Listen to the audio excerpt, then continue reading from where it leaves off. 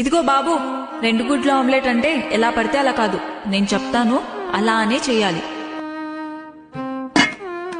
ఇప్పుడు ఒక టమాటా తీసుకో.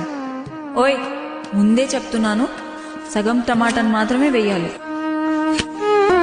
ఒక పచ్చిమిరపకాయ తీసుకో. తీసుకున్నావా?